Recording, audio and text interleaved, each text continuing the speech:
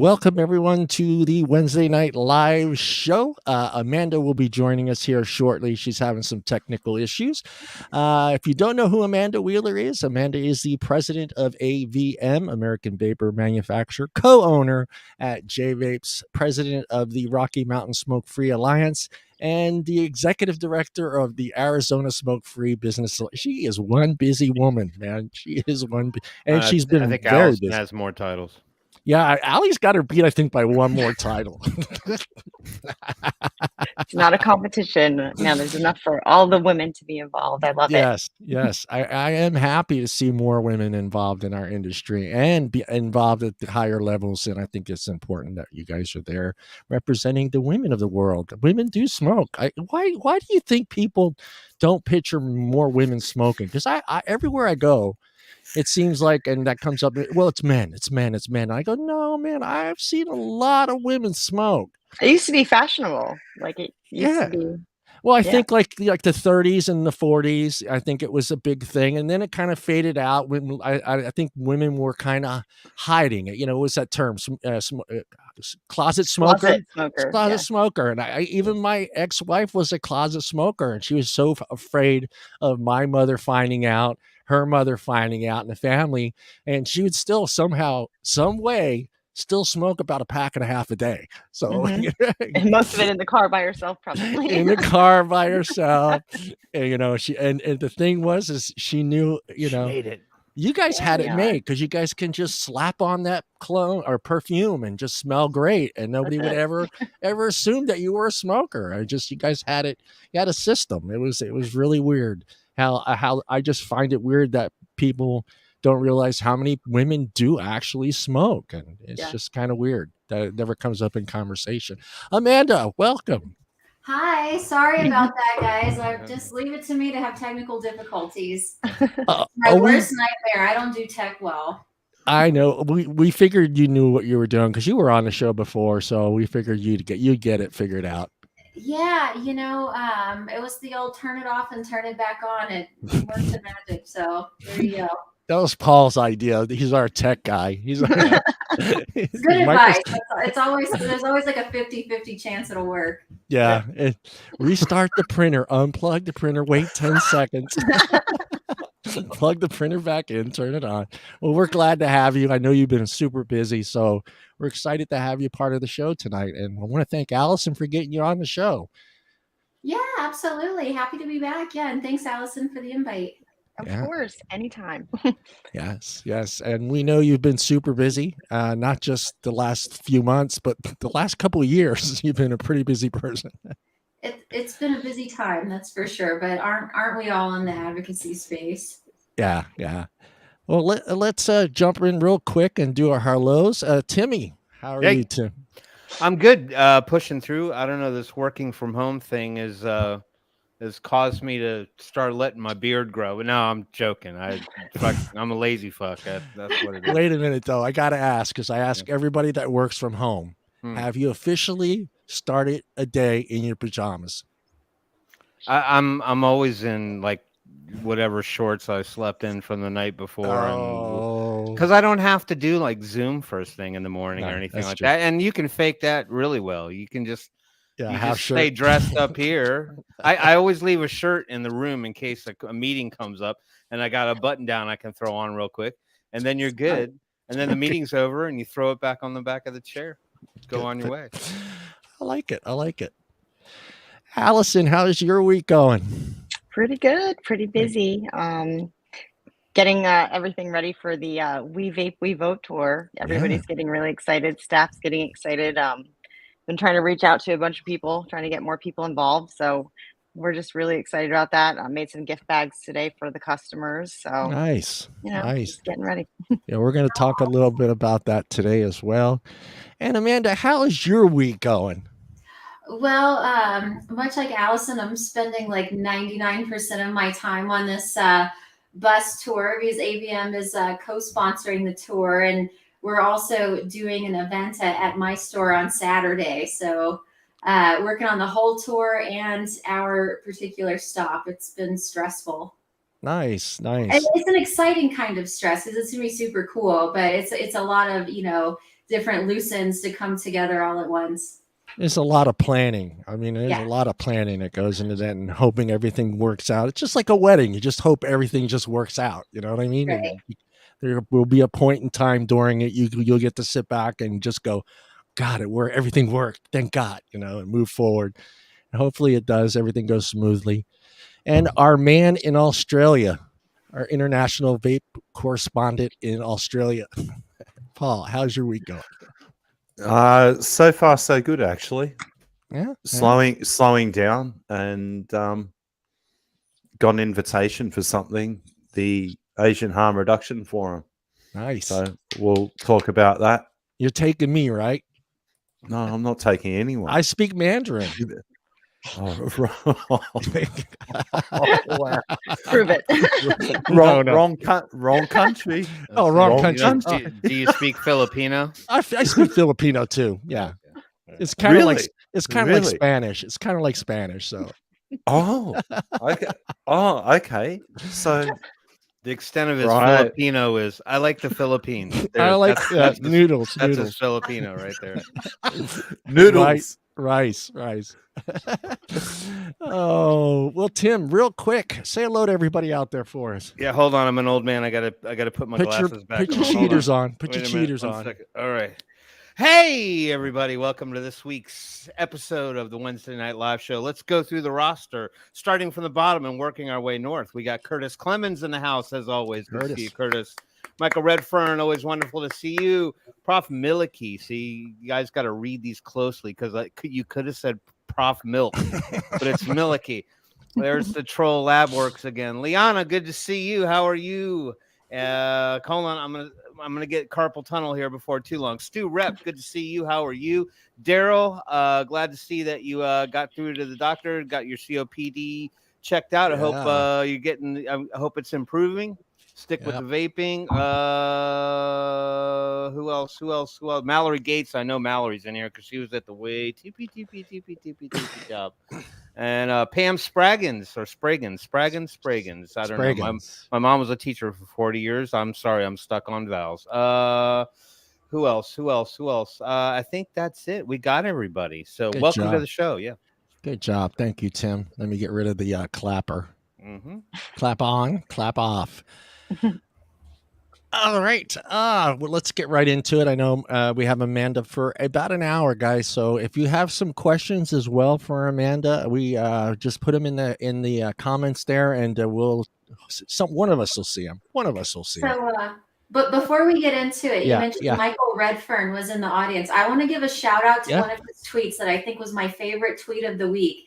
He said, "How do we send the FDA and MDO for not being appropriate for the protection of public health?" This is one of my favorite things I saw on Twitter in the last couple of weeks. Yeah. Way to go, Michael. Nice one. Yeah. Good one, radio. That was a good one, radio. Radio. All right. I am going to go ahead and start you off here. You recently attended the GTNF back in September in Georgetown. And in your opinion, did you leave the conference with a sense of hope for the future of this industry? And what one thing surprised you the most during the conference? No, I did not leave there with a sense of hope. I'll just get that out of the way. No frills. The thing that was, most striking to me was something that was upsetting, right? Because everybody was, patiently waiting for Brian King, the CTP director, to give his talk. And, it was interesting because I think several of us in the audience were very eager to ask him questions and, have a dialogue with him. And, of course, when he talked, he kind of regurgitated the same old sort of generic information FDA tends to give. They're very bureaucratic, sort of lawyery, double speak sort of thing. And then, at the end, he took up his whole time. And so at the end, he goes, well, we don't have any time for questions, and I've got to rush off to see one of your favorite senators. And then we see Dick Durbin tweeting the next day a picture of Brian King meeting with him. And so, it was just like rubbing salt in the wound, right? It was this really uninformative presentation, followed by no engagement with the audience whatsoever. The icing on the cake, he's, running off to meet with the leader of the Prohibition Caucus. So, it was really too bad because probably the best part of GTNF was immediately following Brian King when Skip Murray came and shared her story of the customers that she had helped in her vape shop. And unfortunately, all of the EVALI misinformation, et cetera, that led to her losing her store. And then what happened to her customers after all of that put her out of business. And it was extremely powerful. It was very well done. But, of course, Brian King, couldn't be bothered to stick around for that. All of the media folks that came to cover King's talk, they couldn't be bothered to stick around and listen to that. So it was just, it was about par for the course of the kind of lack of engagement and lack of helpful information that we've been getting from FDA, coupled with, them completely ignoring the real life, real human aspect of everything. Did you feel the media was there for his speech, and once he left, did they kind of exit stage right as well? Yeah, I mean, they were kind of lurking around out in the halls, talking to certain people, doing little sideline interviews. But really, as far as the sessions go, that's really the only one that they were in there listening to. And it was what got, the lion's share of the media coverage. Yeah, they got their headline, and then they kind of just, Yeah. And I mean, Brian King did acknowledge, that e-cigarettes are a safer alternative, but what good is that when FDA, continues to be a willing participant in all of this misinformation that's out there? They don't put their money where their mouth is. The, few horrible, outdated products they have authorized, they won't even, stand by, the fact that those are appropriate for the protection of public health. So I'm not sure, what kind of value their sort of paltry acknowledgement of the facts, has, but yeah, he did say it. So that's something, I guess. I have one more question, and then I'm going to throw it to these animals over here, these peoples over here. The GTNF is basically both industries, correct? It's the liquid manufacturers and hardware manufacturers are there as well, correct?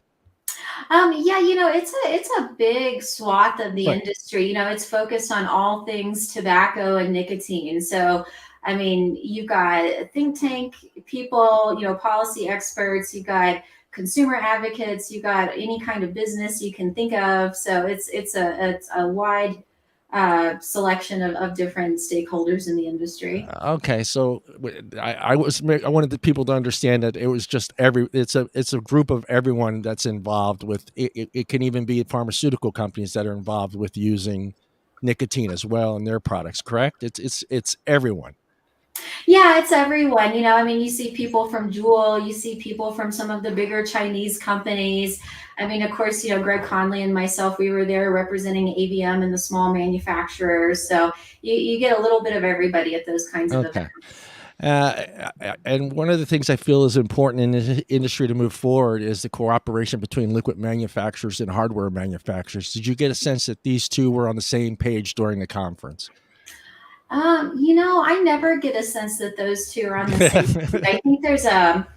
I think there's a big disconnect with some of the Chinese hardware suppliers and their understanding of our process, what's going on over here, what is kind of required. It's a very different system we have in the US. And so I think there is a bit of a disconnect there. Yeah. Do they look I'm sorry. It kind of blows me away. You just said that. Do you think they look at the U.S. as like, okay, this is a large market, but we got this market here to worry about? I do think a lot of the hardware companies are very concerned about the U.S. market because, it's one of the biggest markets in the world. And, the growth that's projected out of it is astronomical. And so I do think it's a top priority to everybody. I think, for a lot of the hardware companies, I mean, we over here who are, native English speakers, sort of citizens of our bureaucratic government and understand how that works. I mean, this is still something that we're all struggling and grappling with, much less if you're coming from, a totally different system and, with a language barrier and all of that. I think it's very difficult. Yeah. All right, you guys. She's all yours. Those are my two questions for a minute.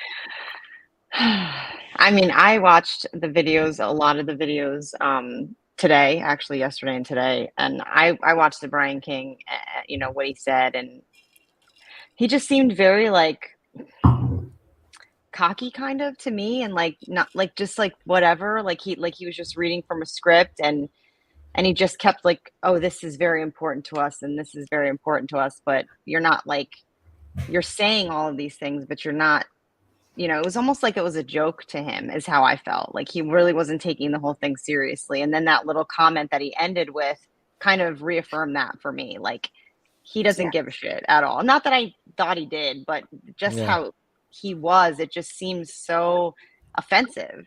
Like because here we are fighting for our health essentially, and this is the person that's supposed to be protecting that health, and he's just acting like it's no big deal. Well, that would be right, and sort of calling us armchair regulators from the, you know, talking from the comfort of a social media account, and it's like, well, buddy, we came all the way over here to DC to engage with you face to face, and you know, you run out of here like your hair's on fire. You know, what are we left with? We have to, you know, voice it on social media. We can't get access otherwise. And I can only imagine like him and Dick Durbin had like a good laugh about it afterwards, which pisses me off even more, you know, because it's kind of like we're the butt of the joke here, but we're actually the only ones who are fighting for people to have this right. And it's just blows my mind that this is what this has become. Yeah, well, I mean, that would be my question. It's like, you know, do you think it's just a tactic by the FDA to effectively run away in a situation like this because they don't want to acknowledge the fact that they were in front of probably the most prominent group of people in the nicotine industry in front of them, and the impact alone is enough to just make them go, look, I don't even want to deal with this because it's just, I'm really going to have to face the music. Yeah, I mean, you know, I mean, I think so far, you know, the media certainly hasn't held FDA accountable.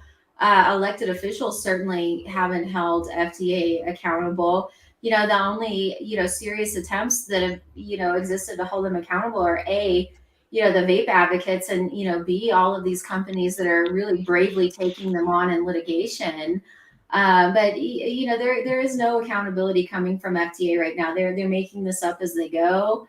You know, they're doing the bidding of their, you know, overlords, Durbin, Krishnamurthy, all those guys. Yeah, it's a pretty grim situation right now. Amanda, do you think the past of Mr. King, I'm going to call him because I'm not going to give him any other title right now.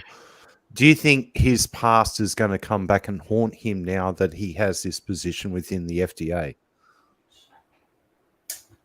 You know, I don't think so. He's got too many enablers at this point. Yeah. Okay. Yeah, I was curious because I've watched the speech now a couple of times, and there was a couple of points there that really got under my skin. And I thought, you're saying that, you know, we're almost couch potatoes. We don't do anything. We don't know what we're talking about. And you put us down as if we're your underling. Well, I'm sorry, sir, but we're a little bit smarter than you when it comes to what is good for public health. You've got your compass completely screwed up. It's time to go back and look at North and start looking around the room. Because and I'm going to call him, I'm going to refer to Mr. King now as Snagglepuss. Because when he did the exit stage left, right, that was epic. Mm-hmm. The way he got out of that room, I have never, ever seen like a speaker at one of these forums disappear that quick. So his name is now Snagglepuss, and it's going to stick. I'm going to put it all over Twitter later today. But he obviously doesn't believe. Like, in one hand, he says, okay, we know that they are better. But on the other hand, it's like, but I've got to listen to these people. Is that what you're taking from what I saw?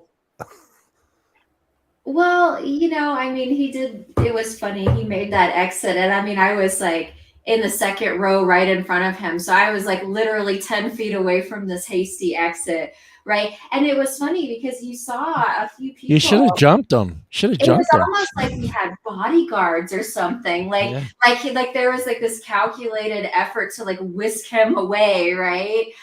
Away from, you know, all the armchair regulators who may have asked him actually difficult questions. And it was quite striking just to see them flee so quickly and just in such a brazen fashion. What was the reaction? What was the reaction in the room when that was taking place? I mean, I'm sure you looked around at some faces.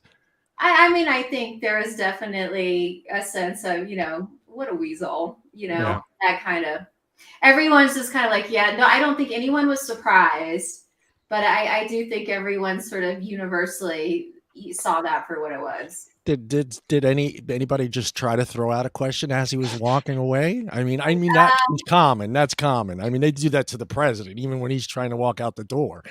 Right. Well, so Guy Bentley over at Reason Foundation, he wrote an article because he did sort of confront King with a question as he was leaving the venue, and you know, he was asking King about, you know, are they going to do anything to actually correct the record on the misinformation, because, you know, it's a problem FDA has acknowledged several times. They have yet to take any steps to do anything about it. And of course, you know, the answer that Guy Bentley got was, you know, we can't commit to anything. And so, you know, even the folks that tried to stalk him down, I don't think got very far.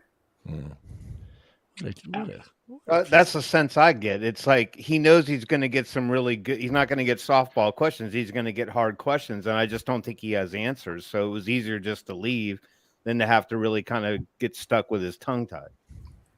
Yeah, and I think at this point they're so mired in litigation. I think they're sort of afraid to say anything because they're getting sued, you know, 6 ways to Sunday. So Well, I don't think he had any intention on taking questions. The first thing out of his mouth was, if there's time, we'll have questions at the end. Like if we have time left. He already was planning. He was setting that up to not have time left. Yeah, I think with them being sued all over the place, I think you're right. I think it wasn't a time for him, especially he's in a room with people that are very knowledgeable on the subject. They know what they're talking about, and he's probably not that versed on a lot of it. I'm sure he's got his cliff notes. And I think him saying anything would jeopardize some of their court hearings. So, yeah, I can see where he would just say, you know what? Oh, did he do the did he look at his watch? Did he do that? Because that's the one I love, is when they look at their watch and they like, just not enough time right now.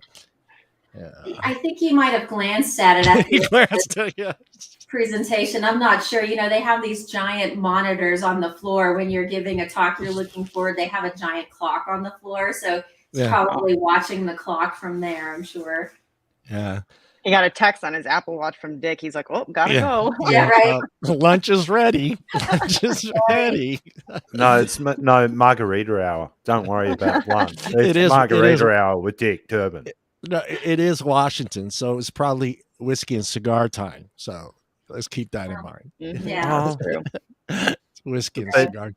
But in that photo, like the following day with Durbin, or if that was the photo from that afternoon, I want to know who those two women were sitting on that couch, because one from the back looked awfully familiar.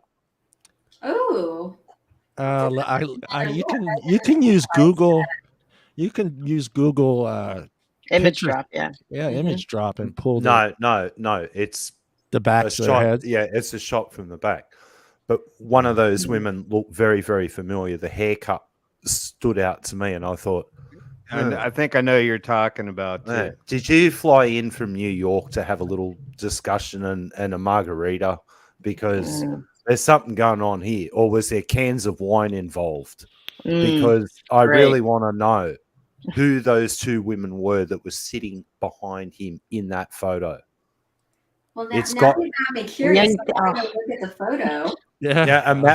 Amanda's on the hunt now, because I'll guarantee you one of them flew in from New York for that meeting. Find that photo. We'll put it up there. I got it. That's on Twitter. It's on Twitter. Yeah, here, 100%. I want this out to the people across the world. Please find out who those two women were sitting with Dick Dastardly and Snagglepuss, because I want to get to the bottom of it. I have a sneaky suspicion that one has a New York postcode. Well, you could almost pull that one to the far right. One, yeah, this one here with the longer hair, the younger one. That's the one that I want to know.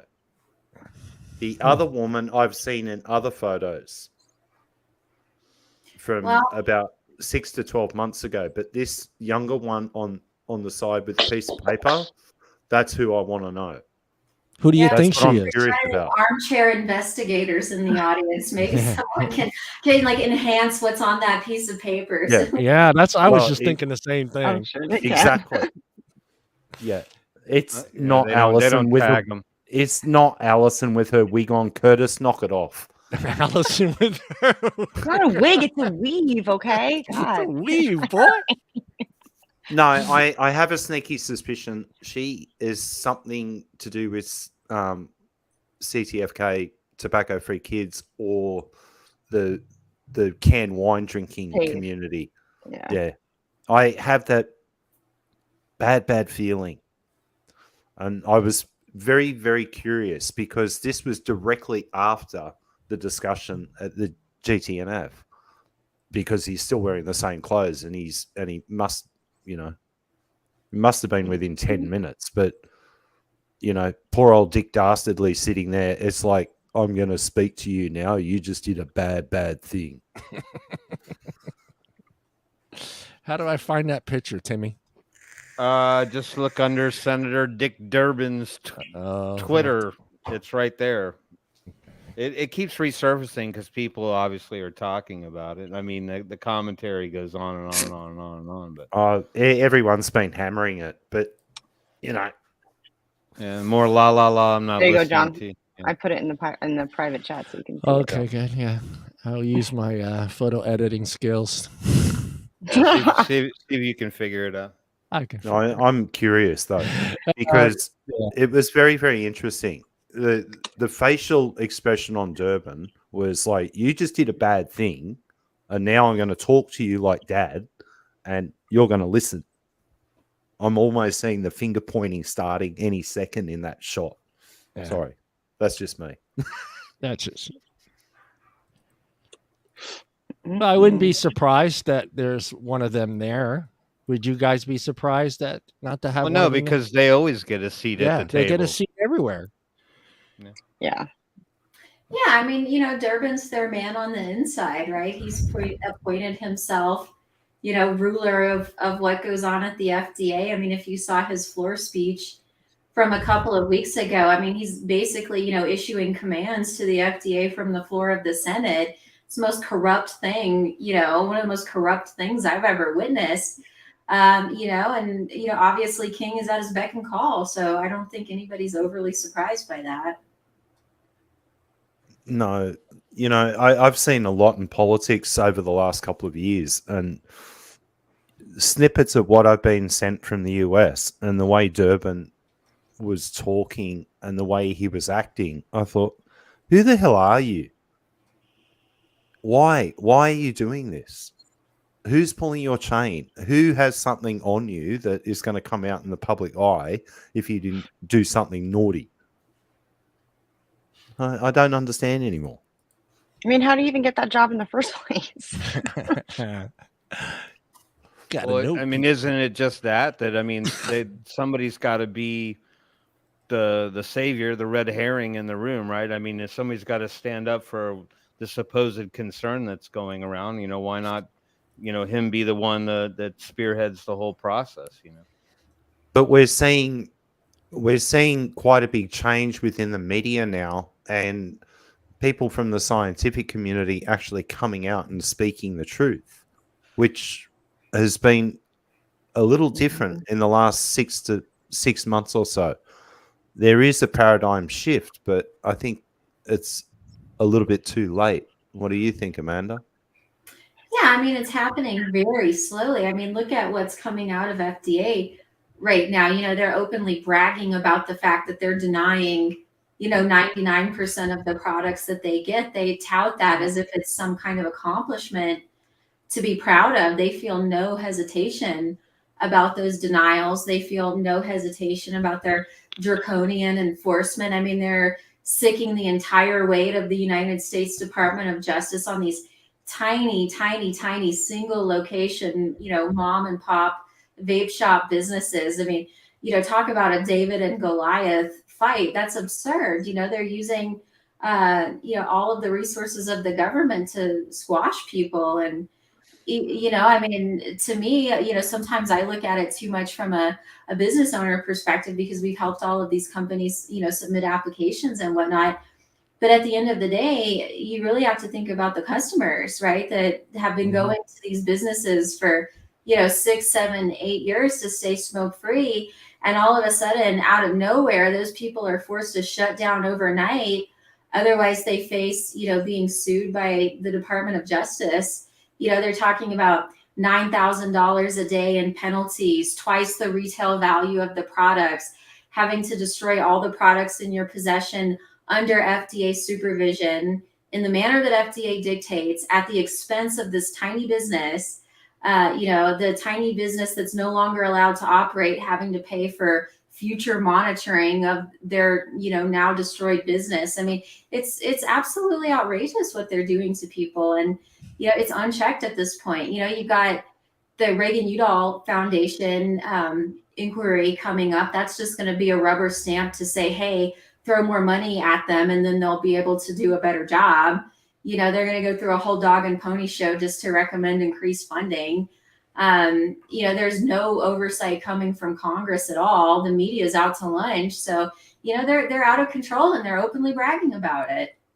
Yeah. And they're openly bragging that we've approved 23 products. I'm sorry, like, how many different cigarettes and cigars are on the market? Like, how are 23 outdated products that some of them aren't even in production anymore, helpful to people that have already quit smoking? Yeah, like, when was the last time you saw somebody using a Vuse Solo and tobacco flavor? Yeah. I don't think I've ever seen that. Never. No. But I think that they know that, right? It's just something to sort of like, make them look a little good, in the eyes of somebody else. Yeah. So I don't know, Allison, I thought it was cool. USVA's RFA suit came out today. Yes, it did. And it's, the way that it's structured, anybody who's a member is covered under the lawsuit. So $100, go sign up, become a member, and you're covered under that blanket because of the way that it was filed. All right. We want to talk a little bit about We Vape, We Vote 2022. Yay. Yay. I put the link. It's to the Facebook page, I think. Is that the announcement? Is that the events page? What is Facebook calling this now? I don't know what they're calling it. Is it the event page now, or is it a group page? I don't know. I think it's an event page. It's an event page? If it's just all the dates. Yeah, we have a page for the tour that has all of the event listings on it and all the Eventbrite links to register for the different events. Okay, I added the Facebook one. This is the one I just put on here. Yeah, events for 22. You want to talk a little bit about that, Amanda? Yeah, for sure. So all the OGs might remember the 2016 Right to Vape bus tour. And it was interesting because at the time, when they were doing that bus tour in 2016, I think they were advocating for, issues surrounding the predicate date and, different considerations around the deeming rule to try to prevent, where we find ourselves exactly today. And so, it was definitely time to bring the bus tour back. I think, we see what political influence has resulted in from the other side, right? And so, it seems like the logical thing for us to do is to organize our political influence, which really rests in the number of people that we have in our corner, right? Estimates vary, but they say 8% of the adult U.S. population, uses some kind of alternative nicotine product. It's many, many millions of people. And I think people that use these products that are aware of what's going on, it certainly is something that matters to them. But I think there are a lot of people that use these products that have no idea, what's taking place. Like, look at, when Jewel got denied, the conversation that was coming from regular non-advocate people on Twitter. People were outraged when they heard that they were going to lose the product that they prefer. I think a lot of our vape shop customers, if they accurately understood what was happening to their products, could become more organized and more active in the fight. Because the bus tour isn't about endorsing, one political party or one particular candidate. It's about mobilizing the people who use these products to stand up to their elected officials and say, hey, I vote for you to represent me. My life has been changed by this product. I depend on it. And you're treating this like a throwaway issue that doesn't matter.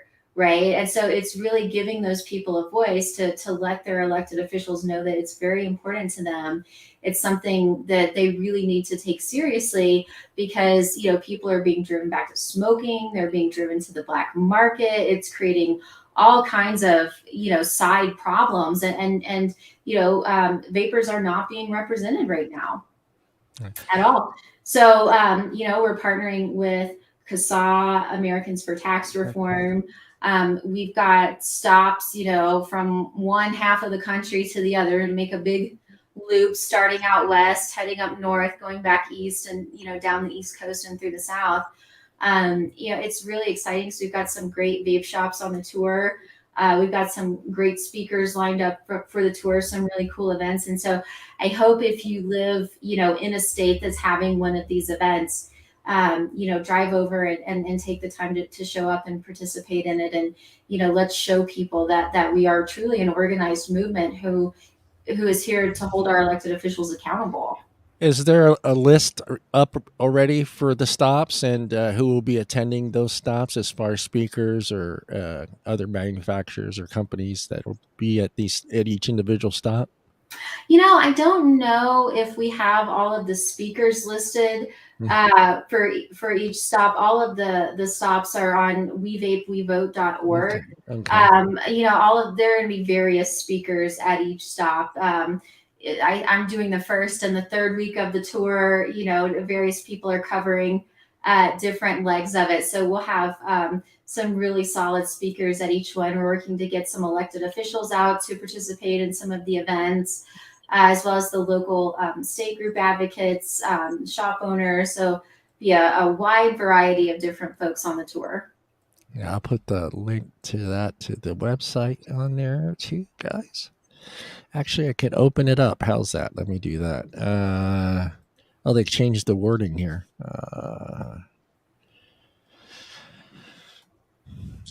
How do I do this, Tim? Did they change this? What are you trying to do? Share screen. It's present. Present. There it is. Okay. All right. Slide, extra camera, video file, present screen. All right. There it goes. Bam. I found it. You can sign up for updates. So there is a place to sign up, guys. So you can sign up and get, there will be emails, correct? Emails sent. Yeah, absolutely. Yeah. Yeah, I noticed there's a lot of locations. It seemed like there was more than that. But all right, Amanda. Yeah. Why are you staying out of California? California is just a tough situation, honestly. Yeah. I mean, they've got the whole referendum, the whole fate of the industry is being decided on the ballot. I mean, it's a tough one. I think the polling on that is really dire. So I worry about what's going on in California for sure. You got some great stops there. Hopefully some of our viewers, make sure if you're in those areas to check them out. Yeah, Savannah's about 3 and a little bit hours from where I'm at. Luckily, they didn't get touched by the hurricane. It was supposed to brush up through that area, but I think it kind of avoided it. Yep. And I'm trying to see where you stayed out of. Well, to me, that's how I look at it, because those, to me, I'm looking at Pennsylvania. Well, you're in Pittsburgh, so you're going to Pittsburgh. Yeah. Well, so there were quite a few people involved in deciding where the tour was going, but one of the biggest considerations for the tour was areas that have very close midterm elections. Districts that were real toss-ups for some important races. So that was probably the main consideration for this tour, was how that district factored into the midterm elections. Mm-hmm. Oh, that's smart.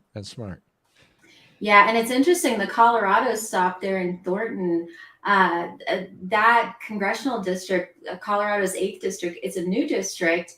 And the gal that's running for Congress there, she's been a state house rep for many years, and she sponsored just about every flavor ban that's gone through the Colorado legislature. And now she's, asking for voters to send her to Washington, D.C., where she can promptly sign right on up to the Krishnamurti and Durbin Club. And, her opponent there in that race, I think, is not a supporter of those types of policies. And so, that's a place where I think it's really interesting, because I think it's about the 10th closest election for the House in the whole country. Yeah. And so I think that's a really good place for us to stand our ground, for sure. Why Savannah? Just curious. Just only reason I'm asking is because here in Georgia, we haven't really had any flack or any pushback or any. There have been, I guess, some small municipalities that had some issues, but I just hadn't heard much about, other than the CDC being close to here, not much squeal about vaping. Yeah, I mean, that's again, these are areas that are about congressional races, House races, or, I think a couple of them, the Senate races are really important for vape policy. And so, just various considerations for the midterms. Right. And there's the dates. Well, you guys are going to be hauling ass. I'm looking at those dates. Yeah, it's stressful. It's stressful. It's ambitious, but I think we're going to pull it off. Yeah. You're going to be on that bus the whole time with these people? I cannot be on the bus the second week of the tour, so I think I'm going to miss Wisconsin through Bethlehem, Pennsylvania. Then I'll be back on the tour. So I'm going to hit the first 3 and then the last 5, and then we've got Greg Conley, Lindsey Stroud, Alex Clark, various people sort of covering some of those other ones. So I think we'll be well represented at every stop. That is the page, guys. You have any more questions? What else you want to talk about? You know what? I wanted to get into this because I think we talked about this before. I'm kind of swinging away here. But how'd you get involved in all this? How did I get involved? Yeah. I started smoking when I was in high school. Unrelated to smoking, but I got cancer when I was 19 years old. I had Hodgkin's lymphoma. Wow. And, I have really clear memories of sitting outside, waiting for my radiation appointment, just smoking cigarettes, and these oncology nurses walking by, just giving me these judgmental looks. And it's like, if anybody ought to be able to quit smoking, it ought to be somebody that's having, a cancer scare, right? But, even after going through all of that, for years and years, I couldn't quit. I think I paused my smoking a few times, but it never lasted. And when I started vaping, it scratched that itch. It was a very pleasant and satisfying way to get the nicotine that I was smoking cigarettes for without all of the harm. And my husband, same story. He was 2+ pack a day smoker, tried all the gums and patches and acupuncture and hypnotherapy and all of that. I mean, vaping was the thing for both of us. It just worked. I mean, my husband, I think it took him a weekend. For me, it was a little slower. It took about 4 weeks to quit smoking entirely. But I mean, it's like a miracle. And so, my husband thought that this would be something that would change a lot of people's lives. Back in 2011, it wasn't super prevalent. So we opened, a tiny business just to make it available to people in our community. And before long, word spread everywhere. You know, we had a line around the block, and our business grew and expanded, and you know, it was a real passion project. And then, you know, somewhere along the line, things started to get really political. In 2014, our company was a part of founding the first state group in Arizona, where we're based out of. And so that was sort of our introduction to advocacy and politics. And just kind of over the years, we've gotten more and more involved in advocacy, just watching everything that's going on and how serious it's become, just trying to fight not only for ourselves and our employees, but our customers, and, you know, just the general principle of harm reduction. Yeah. Yeah, that's awesome. See, I'm sure you share that story from time to time when you're speaking, don't you?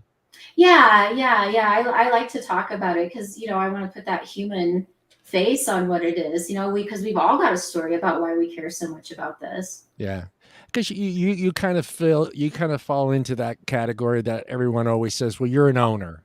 You're an owner. You're not a consumer. You know, do you feel like it's important for you to share that story? Because that's how you started. You started as a consumer before you became an owner, and you had passion. I mean, most people would have just said, you know what, this is too much to deal with. I made my money. I'm out. You know, but you chose to fight, and I think that's part of the whole thing with people. I don't understand why they don't understand that you know, there are owners, there are manufacturers that are actually doing this for the right reason, because they believe in this product.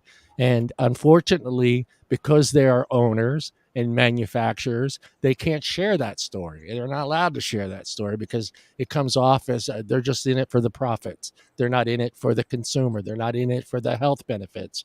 And it just really sucks that you get put into that situation.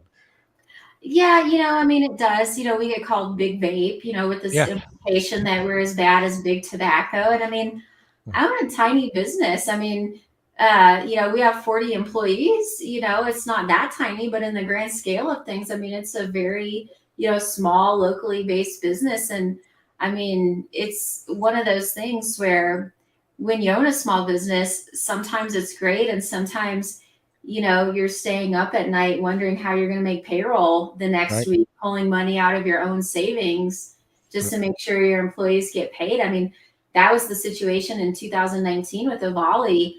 I can't tell you how many conversations my husband Jordan and I had to have about, you know, how long can we keep this thing afloat? Like, can we keep this going? And I think it would just came down to the fact that it was our dream and we weren't willing to give it up that easily. And so we just kept, you know, throwing money into this dumpster fire, trying to, you know, keep everything held together, because I mean, our customers were lied to. Everybody was afraid to come in and vape. People thought it was safer just to smoke cigarettes at that time. You know, a lot of our employees were terrified. They didn't know, you know, if they were going to have a job, you know, because they saw, you know, all of our customers disappeared. And I mean, so I think anybody that ever dismisses somebody because they own a small business is just, that's a lack of information, right? Small business owners by far and large are vapors as well. And they've certainly sacrificed to keep the doors open over the years. It's not an easy business to be in at all. Not in the least. It's probably the most stressful business I could imagine being in, to be honest. Yeah. I mean, even if they were to sit down every vape shop and just listen to their story, I'm willing to bet that 80% of them started because they were trying to quit smoking and found a product that finally friggin' worked for them.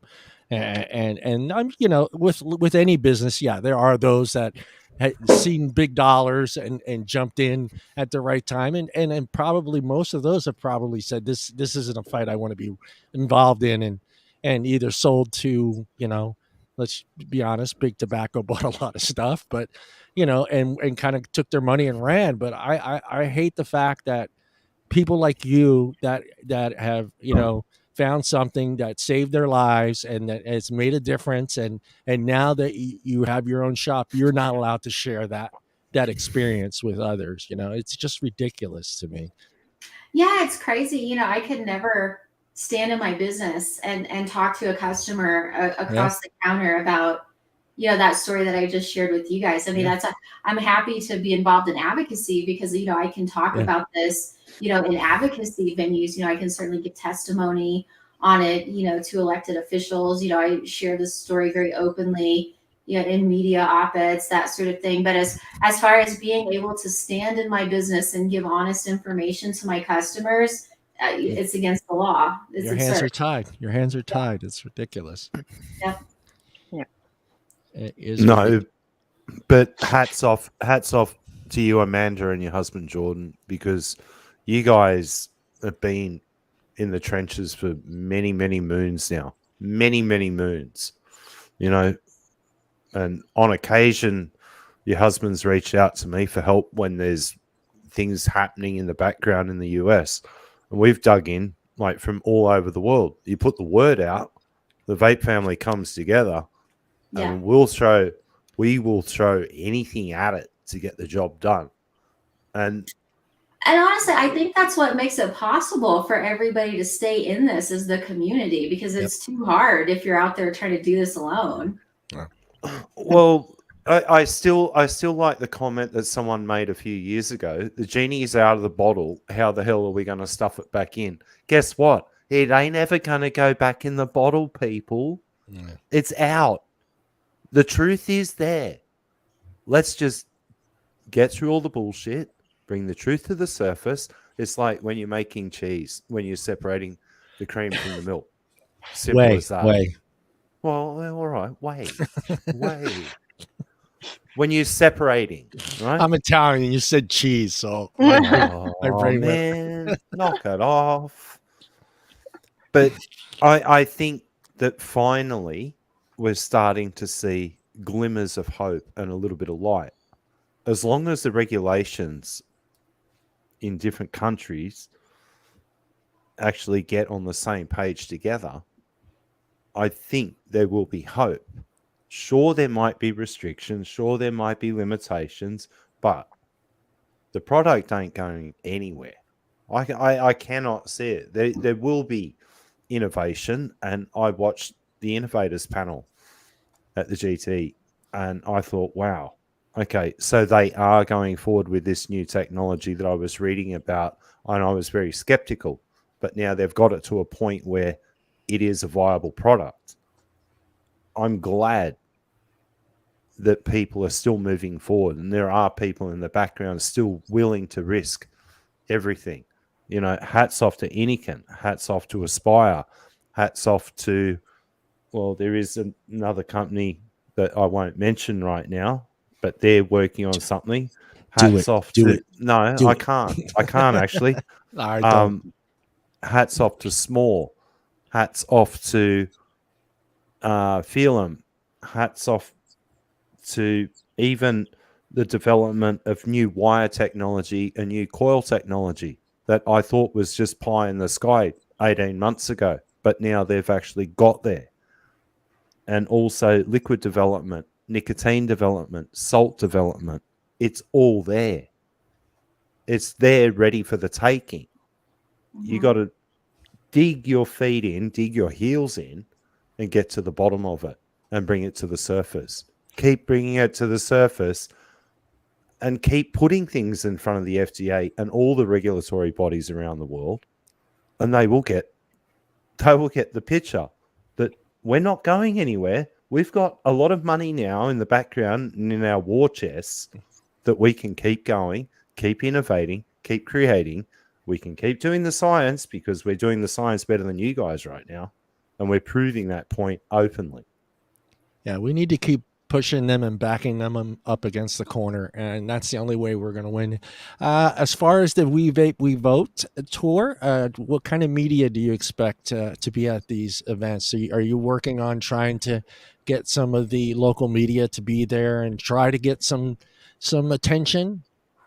Yeah, definitely with the local, media outlets, covering each of the local tour stops for sure. The national media, they've all got, reporters that are assigned to the campaign beat. And so, we're certainly going to pursue getting some national media coverage on it. I mean, anybody that's been in this space for 5 minutes knows it's very hard to get the media to actually look at this. But, hopefully we'll make enough noise that it'll catch some people's attention. That's the goal. Yeah, I think you involving the candidates and those races being so close, is almost like they would have to even a blur would be fine. Yeah. Yeah, definitely. Yeah. Definitely. But we've got, I know it's hard to get them involved. I know it's hard. Yeah. I mean, we've got video crews on tour stops, capturing all of the footage to put it out there for people. We're going to be collecting testimonials in each city as we go, to preserve a record of those consumer voices and to document those stories so that those can be, shared on social media. I mean, we can certainly leverage paid social media to really get the message of the tour out there to a wider audience. So, we're going to pursue earned media, paid social media, whatever we can do to get the message out there. Yeah.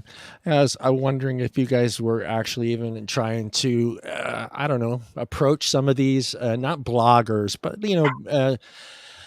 medium-sized media outlets, maybe like magazines that are still like, I don't know. My mind went blank. I forgot the names. I had all these names in my head. Now everything just shut off. Those type, actually getting one of these outlets to kind of sponsor the tour in a way and be involved, have a journalist there with the tour through the whole tour, just kind of showing the different stages of what's involved in each stop and how the process is going. You guys think about doing that? Yeah, I mean, we've got a lot of, media advisories out, working to see what kind of interest we can get, still a work in progress. It'd be neat to have like from start to finish, just one journalist that just goes along with the tour and just, just writes the whole story. Yeah, that'd be great. I think probably the closest honest journalist we're going to find that'd be willing to do anything like that would be Jim McDonald, right? Hey, Jim's ready to travel at all times. Yeah, I mean, I love Jim because, he's been the most faithful chronicler of, every step of all of this. A lot of the mainstream media, they just want to focus on how he understands both and all of that. But I mean, Jim focuses on, everybody that's affected by this. And I think he's got really comprehensive coverage of the whole story. Yeah. Because that would be kind of neat. Yeah, and Jim kind of understands both sides of it too. So, and the technical sides of it too, because his articles can get. He had great conversation with Paul, but with liquids, and Paul's our man when it comes to breaking down liquids and components and all that other stuff. And Jim was right there with him, so it's pretty amazing. But I think it would be neat to actually have someone just there through the whole thing and just share that story in an article somewhere in a magazine. I don't know. I'm just throwing out ideas. Well, it's a great idea, and certainly any of the media that we do get, we'll broadly share that with everyone to make sure people are able to follow along with that. Yeah, it'd be pretty neat. Any questions? I'm good. Come on. I have to jump off, but I have a question as I run out the door because I'll hey, don't you pull that FDA stuff on us. Right. I'm going to pull a Brian King over here. I think, Allison, with everything that's going on with the RFA suit coming out today, I think it'd be super cool if you guys spend some time, talking to folks about, the details of the arguments in that case. As I got about halfway through reading it today, it was very interesting. I know Jared came on a couple weeks ago and talked about it, but now that it's out there and everybody can read it, I'm really curious to hear the discussion and analysis of that case. So I think that'd be my question: is what can you guys share about your thinking around that suit? Because I think this litigation has proven to be really our last line of defense, and it's certainly where we've seen the most results of people actually willing to put FDA in their place has been in the court system. So hats off to USVA for doing that. And I really look forward to seeing some analysis of that over the next week or two. Yeah, we're definitely well, I got the paperwork when I was at work this afternoon. He had emailed it over to me and my boss. So I looked it over once. I did highlight a bunch of it and give it to my boss so he could look it over. And I was like, I especially liked all of this at the end here, like the whole entire last paragraph, because it basically states that they have to basically, streamline a process and basically throw out everything that they've done and start over, because they clearly violated the RFA. And I think that, that could be a huge game changer. And I know that Jared and Travis are going to do a live stream, I think this weekend, on the USVA page, like kind of going more into it. So I don't want to say anything because I'm not 100%, caught up on everything. I didn't have a chance to really fully read everything just between work and coming home and this. But I think it's a great case. I'm not a lawyer, so of course I think it looks great. But I'm not a doctor. They've been talking about this case and building this case for a long time. And I think we're kind of just waiting to see how the other suits played out, and then how they were going to play filing this. But I do think that it could be a game changer for anybody and everybody that's involved, because if that's the case, I mean, how long would it take for the FDA to have to go back and create a new process for small businesses to have a pathway that's feasible, which is something that, within the RFA they're supposed to do. Yeah. Absolutely. Well, and they broke down the cost and all of that, like, how ridiculous it is and how it's just not affordable for a small business under I think they said 1,500 employees. It's just not. And a lot of us are, the company I work for has 50 employees, I think less than 50 employees now. So, I mean, it's impossible. Yeah, because what FDA was quoting that, a PMTA would cost like, what was it, $400 and something thousand. And, we're seeing companies that spend $100 million unable to get through the process, so I would always, if I could hold the FDA accountable to make them give a straight answer to one thing, I want an itemized budget of what kind of PMTA could get approved for $400 and something thousand. And what companies are using a line by line cost analysis of that PMTA, because if they would just show us how to do that, we would all follow that to a T. We would slip and save. We got quotes. It's not possible.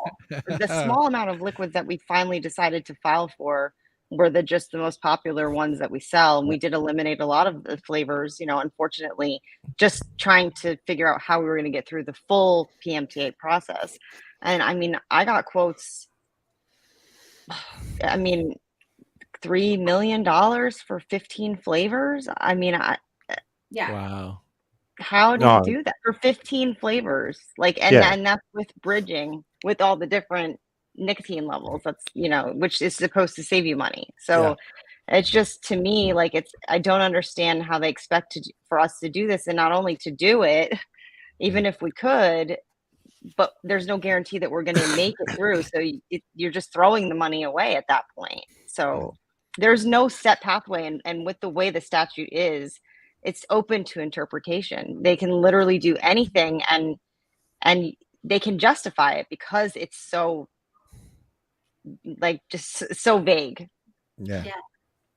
One last before I run off, the youth numbers, the new NYTS youth numbers are allegedly coming out tomorrow. I saw them. They're the same as last year, so you heard it here first. What? Watch the spin. It's going to be something to see.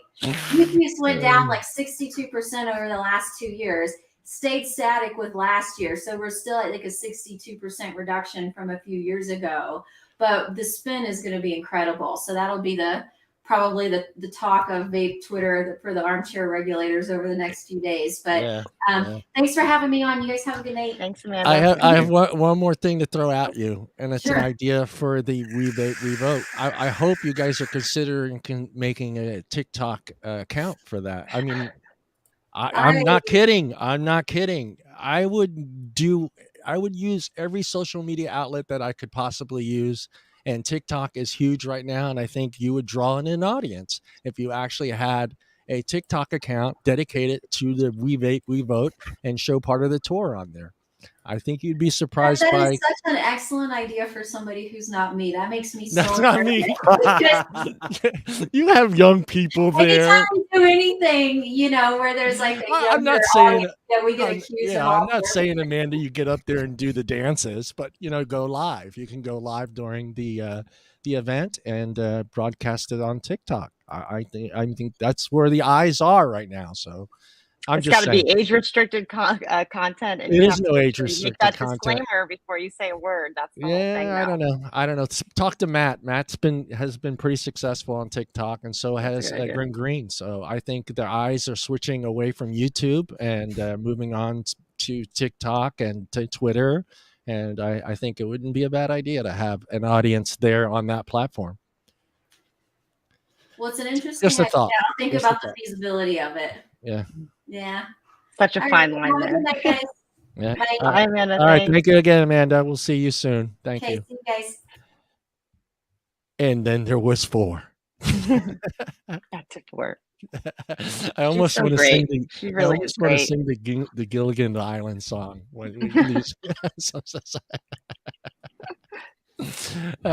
Who's Skipper? What do you mean, who's Skipper? Which one of you guys is the Skipper? I'm not Skipper. Paul's the professor. Yeah, Paul's the professor. I think you're the Skipper. Oh, I'm probably Gilligan. Here we go. and then I don't know. Ginger. Yeah, you have to be Ginger. Yeah. I don't know, Ginger and Marianne. I mean, those guys couldn't complain about what they were stuck on the island with. You know, a movie star. Who cared about Marianne here on Gilligan's Isle? And that one shitty radio that they got to work every now and again. Coconut radio. The coconut radio. Yeah. Oh, Tim. I love it. You ready for some news? Yeah, let's do it. All right, hold on. Let me find the correct bumper for you. In the there it is.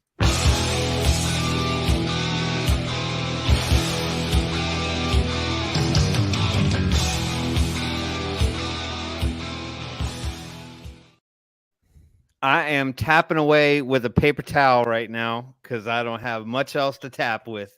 But yeah, let's talk about a little bit of news right here, right now. The first article that I'm going to bring up real quick as I put my desk back together. Hold on one second. All right. Let me present because we don't share anymore. Now we present screens because this is StreamYard and it's all fancy. Pinkies up, everybody. All right. So let me share this one. This one is actually a revisit. Now I get the top of freaking out. All right. This is a revisit from a while ago. If anybody remembers, we talked a little bit about the Alaska legislation that was on the table and that basically it was going to default into law if the guy didn't do something by the 16th, I believe, of this month, which was quickly approaching. So it turns out that this guy actually was on our side a little bit, right? So he vetoed the law raising the tobacco age limit and the vape tax, which throws me off a little bit because isn't federal law T21. So I don't know how he can technically veto a federal law. I don't know. I mean, I guess states can control things similarly to the federal government, but he actually vetoed the tobacco age limit and vape tax. So Mike Dunleavy has just rejected a bill which would have imposed a statewide tax on e-cigarettes and brought the state's minimum age to buy tobacco into compliance with federal laws, raising it from 19 to 21. So I guess there's still some separation of state and federal law. So even though federal law states it's 21, the local states can enact their own policies. So I know it kind of works weirdly in the THC environment, but Senate Bill 45 was first introduced by Senator Gary Stevens with the intention of discouraging young people from smoking and vaping, only to be vetoed by Dunleavy, who believes the proposed vape tax rate is too high. And I would echo that sentiment because we see this all way too often, where the I don't want to call it the cure, but the alternative or the healthy alternative is typically taxed at the same rate or out taxed beyond the thing that people are trying to get away from. So, in a letter explaining his first veto of a bill in almost 3 years, well, Mr. Dunleavy, I don't know. I guess all the other bills were good ones. I don't know. Dunleavy said it was not possible to separate out the tobacco age limit form. I think that's supposed to be from. Where's the copy editor when you need one? The proposed tax, I tell you what, man, I could get hired on the spot with half these articles that I got to read. You should go on the bus tour. They should hire you to go on the bus tour. Look, man, that would be way too much scribble scrabble to probably have to copy edit. But anyway, it was not possible to separate out the tobacco age limit from the proposed tax, which is why he had to veto the bill. So basically, I guess those two things together equaled too much pork, and he felt as though you couldn't keep those separate. Well, because like now you're saying, okay, well, I'm going to prevent these people from vaping, but then the people that are allowed to are just going to get taxed the shit out of them. So I guess that they found that unjust. Meanwhile, a recent study by Yale professor Abigail Friedman and Georgia State University professor Michael Pesco has confirmed that vape taxes have seriously unintended consequences by leading to increased smoking rates. We saw that in San Francisco, and we hear that sentiment echoed across the board. That, in this time and day, with the effects of the pandemic, the effects of inflation, the availability of cigarettes that over the counter in just about every convenience store and gas station around, people who would otherwise choose vaping are got tighter pockets now and are easily just going to take the cheaper alternative in order to make room for other things like gas. So right. So titled Young Adult Responses to Taxes on Cigarettes and Electronic Nicotine Delivery Systems, the study looked into the impact that vape tax increases had on vaping and smoking behaviors among young consumers aged between 18 and 25. In line with arguments and predictions by experts in the field, the researchers found that while higher vape tax rates lead to a decreased e-cig use, they also lead to increase in smoking. Duh. Why doesn't anybody else's numbers come out like that when they do these bans? I mean, that number's right there. Everybody sees that number and only uses it when I'm not going to go there. Go ahead. Well, no, I mean, I think it's a valid argument. Yeah. You would think that other people would look at the precedent that's set forth, right? So, I mean, if you're looking at your state and you're a legislator and you're like, okay, well, I have this bill on my desk that could stand to, in their eyes, prevent kids from getting access to vaping, which we all know is the stupidest thing in the world anyway, because the kids aren't buying it, from the convenience stores. They're not getting it through the regular commercial channels. Yeah. They're getting them elsewhere. So they're effectively avoiding the taxes anyway. As it were. But if you had to put it on plain paper, and you're saying, okay, here's this bill, what's going to happen if I do this? Okay, because there's two books of school, right? I mean, there's the one that's like, okay, this is all about getting the kids to stop. Yeah. And then there's the other book that says, well, it's dangerous to everybody and all the consequential individuals that are around them. So we should ban it because it's unsafe for everyone. So I think if you're looking at it and then you're like, okay, I'm gonna throw this massive tax at it, what's gonna happen? And then they're gonna see opportunity, or they're gonna see people turning to the thing that they're also maybe concerned with trying to keep them away from, which is smoking, right? So why don't they see those numbers, John? I don't know. Why? I mean, it's in black and white, like you said. A $1 increase in vaping taxes yielded significant reductions in young adults' daily vaping alongside increases in recent smoking, reported the authors. The researchers ultimately conclude that higher taxes on electronic nicotine delivery systems are associated with decreased ENDS use, but increased smoking among 18 to 25-year-olds. And I think that's relevant, right? Because it's not like the average 18 to 25-year-old is probably pulling a reasonable salary. People in that age range are probably working, unless they work at McDonald's. Oh, that's true. If they do get a job at McDonald's, they're bankrolling. You know what I mean? Here come the here comes the Lambos and the and the Rolexes, right? If you work at McDonald's. But that said, I think most people in that age bracket, and this includes college age students, right? I mean, we're already hearing all the crap about how they can't afford to pay their student loans and the degrees that they go and get, they can't get seated in those fields of study and things of that nature. So they're falling back and they're having to take regular jobs just to make ends meet. Inflation's killed everything. All bills. I was looking at my friggin' gas bill today. I do it auto pay. All my bills I auto pay. So it's probably better that I don't see what I'm paying half the time, because I'm pretty much like, okay, it got paid. At least my credit score isn't getting fucked, right? So in that regard, I looked at it today and I'm like, $40, and to a lot of people, like a $40 gas bill might not seem like a lot. Well, when you consider this time a year ago, it was only like $27, $28. And you're by yourself. Yeah. And I don't use it. And it's still the tail end of summer going into fall. I'm not using a lot of gas. Do you know what I mean?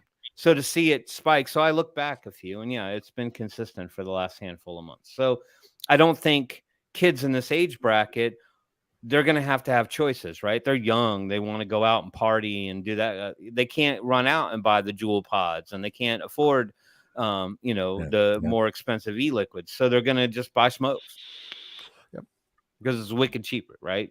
So an article on fee, is that right? Yeah, sure. Fee.org, or would that be free.org? Well, we'll find out. I'll look it up later. Fee.org highlighted that this is a well-known phenomenon known as the substitution effect, where the decrease in sales for a product tends to be attributed to them switching to cheaper alternatives. So you got that. Well, thank you, Mr. Dunleavy, for vetoing that bill, though. It does still leave the door open to people in Alaska having access to those particular products and not, having to pay higher prices just because of what they choose to use to get away from smoking. So choose for their harm reduction. Exactly. Big clap out to Mike Dunleavy there, the Alaska governor. All right, and the we vote's not going to Alaska. You guys don't want to go off the grid there, Allison? That's a trip, though, boy. You don't want to go up there and shoot at some ptarmigan. You don't want to go up there and shoot at some ptarmigan. All right, so there's that. So let's talk about this thing.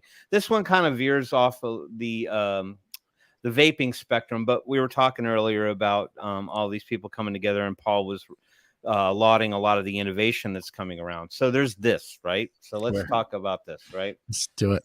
All right. So this guy is a big, white, bright, bleached out smile. Hold on. Let me make it bigger. That's what she said. We just need to see that smile. He kind of reminds me of what's the guy on Shark Tank? Oh, the basketball owner guy. Cuban. He reminds me. I don't know why he reminds me. Something about his face just says Cuban all over it. But anyway, so there's this little device right here, and you think, hey, what's that cool little vape device that's coming out? I want to get my hands on it. It's not a vape device. It's actually an inhaler, right? So there's a lot more to this article than meets the eye. But the startup led by a former Altria exec raises $17 million to make an inhaler for smokers who want to quit. So this thing's going to hit, right? And then it's not going to have much resistance, right? So, I mean, the FDA is not onto this one, although it does have nicotine in it. So I guess really it kind of has to follow some of the similar guidelines. But again, I ask you, Paul, is this the next wave of innovation for vapors? Will it be flavored? Wow, really? Well, really? Don't get too deep just yet. Let's talk a little bit about it. So Brian Quigley is the CEO of Richmond-based, you say that without a U in it, Canovia. Yeah. So there's no U in it. So my whole Scrabble hopes are revitalized. So it's a 20-point word if you could put that one on the board, kids. The mouse is confused. Exactly. Mouse is like, what the? No, you. Even though he's got a U in his damn last name, Mr. Quigley. A few years ago, Brian Quigley ended a 16-year run at tobacco giant Altria to join what was then a Los Angeles-based startup looking to develop a device to help cigarette smokers kick the habit. Right. So, I mean, I guess, aerosolization is a thing, right? So he started this company, Qnovia, in 2020, and they continue to work on this inhaler idea for nicotine replacement therapy. So I think, aren't there some inhalers that are already out there for that? I know there's the nasal ones. There's the ones that you can snort it up your nose. But I'm not sure about like the propellant kind of ones, kind of like asthma inhalers or anything like. I don't know if those exist. I haven't really looked too deep into all the different NRT options. Now, with Quigley at the helm as the CEO, the company has relocated its headquarters to Richmond, Virginia, and just closed on a $17 million capital raise. It intends to use the funds to continue development as it looks to secure FDA approval needed to begin human clinical trials for its device dubbed RespiRx. What? Or Respirex. Respirex. When you keep cutting out vowels, you're taking the average human and you're spinning their head around like they were the Exorcist on a Friday night. Respirex or RespiRx is a portable handheld nebulizer, a powered medical device that delivers medicine as an inhaled mist and is similar to an inhaler. It uses cartridges and is designed to deliver medicine in metered doses. And that's where the line gets drawn, right? Yep. Because they're pitching this as something as could be an asthma inhaler. It could be an NRT therapy device. It could be whatever kind of delivery system you need it to be for whatever kind of medicine that can be aerosolized and inhaled. So this kind of has more wide-reaching possibilities than just nicotine therapy. However, ultimately, this is going to be their primary focus to start to get out of the gate. So the device is designed to deliver a nicotine hit more quickly than existing therapies. Shall we test it? Shall we put it to the test? Send me one. Okay. All right. The idea is that users will better able to manage withdrawals and therefore be more likely to quit smoking. So my concern is this, right? So, I mean, you have this claim that it's going to deliver it a lot quicker. I think that was kind of the story around Nic salts. Nic salts were supposed to enter the bloodstream a little bit cleaner, a little bit quicker, especially with the higher milligram nicotine counts. And then you hear about this whole thing where, people have a tendency to sometimes get Nic sick using pod devices and higher milligram counts only because they chain vape it. They're a chain type smoker. So somebody's like, oh yeah, you should just go with like 25 milligram, 36 milligram. And then they chain vape the shit out of that too. So the behavior is the same and then they get Nic sick. I'm wondering, they don't even really go into a whole lot of detail about exactly what the nicotine content levels will be. The problem we're solving is the existing therapies available to patients, like over-the-counter gums and patches, deliver nicotine to a smoker trying to quit at a slow rate.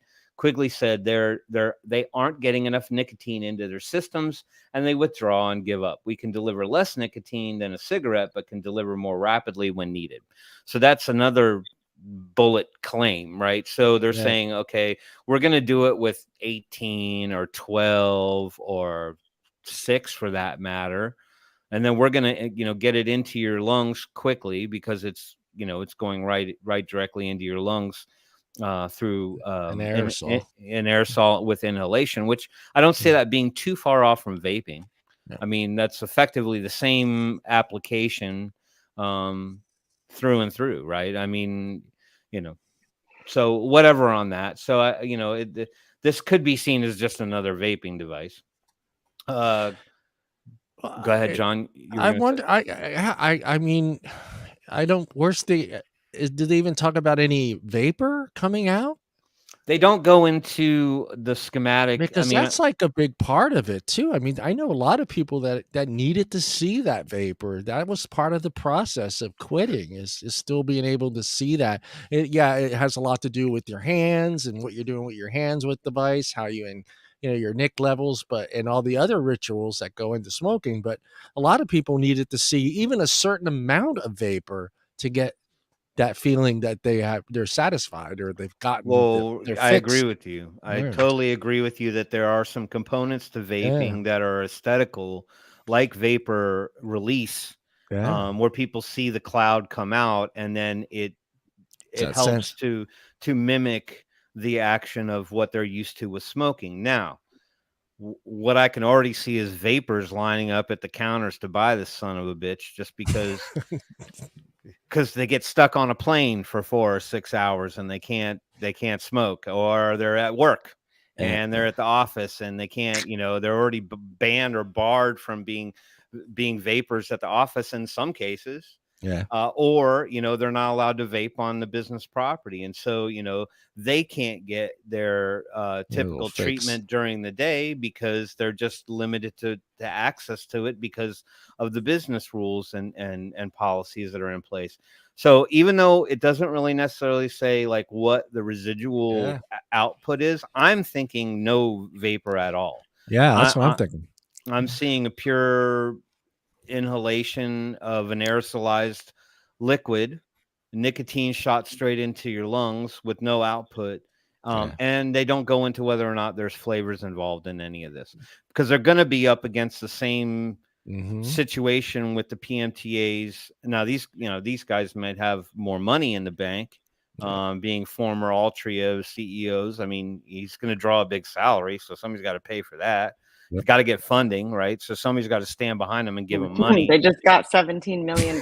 They did. They just got a nice big fat check. But I feel like in the world of innovation like this, especially with a newer kind of product coming out, that I would think the bankroll's probably got to be a little bit stiffer than 17 mil to get them on the playing field. That's just my opinion. Yeah. No, because this technology. They've been trying to do it for 2 years, though. They've been trying to get funding for this. Yeah. Yeah, but they bought this technology from a Swiss company 3 years ago. Okay, this is what I spoke about weeks and weeks and weeks ago on the show. Okay, this is the first stage of a drug delivery system that you're going to see in the marketplace. This is the next technology. And hey, Paul, do you think this is going to be something that they're trying to push, that it's going to require a prescription? Yeah, 100%. It says it right there. This product is expected to hit the market as a prescription treatment. There we go. Because they said the word medicine. Yeah. So they wouldn't even file a PMTA. Isn't it a whole different pathway if you're trying to get it approved for something that has a prescription? This is the modified PMTA, but not under the tobacco ruling. This actually falls under the medical ruling, and that's why they're going into human trials now. This technology was scary as all hell when I first looked at it 4 years ago, when I was asked to look at a product, and it's the same device, 110%. Depending on what you load that cartridge with, whether, yes, you will get vapor if it is a nicotine. If you are, this holds the key to inhalation of antibiotics. Vaccines. I saw that they pitched it originally in 2020 as like for vaccines and stuff. Vaccines, antidepressants, stimulants, being Adderall and things like that, in measured doses, in perfect measured doses that hit you like a ton of bricks. Yeah. Okay. This is not a fun toy to play with. All right. And Redden, this is not going to flop. If they get this right, this is scary. This is next level. Whatever you want to load into this cartridge, they can deliver. And probably the biggest thing that they haven't put into this THC is no, God, that's not even in the playing field with these guys. The biggest thing for this device, because the technology does work, it's actually analgesics for crash victims and things like that, instead of using the green whistle, like the Fent whistle. This can deliver just about any analgesic you want. This is dead set scary. So you're basically saying that if this is nicotine loaded, the only way anybody's going to get it is if they go to their doctor and get it as a prescribed device. Yeah. Okay. This will go down the same pathway, as because the device will be capable of taking on any cartridge whatsoever. So you will have to have a prescription for said device. COVID vaccine. Yeah, they they were playing with it, but they couldn't get the particulate matter down to where they needed it for this type situation. But so how do you think doctors will view this? I mean, if this does end up getting out onto the medical market and it is a prescribed treatment, I mean, you're basically opening doctors back up to having to effectively, like kind of look at it like, okay, well, this is sort of like vaping, but it's not really like vaping. It's more of an inhaler. You know, we live in America. It's not hard to get a prescription around here. Put it this way. This will take the same pathway. They'll use Nicorette's modified PMTA or modified risk assessment for the Nicorette inhaler. That's what they're looking at. But this actually has an electronic component to it, which the inhaler doesn't. Yeah. That's where the issue lays right now.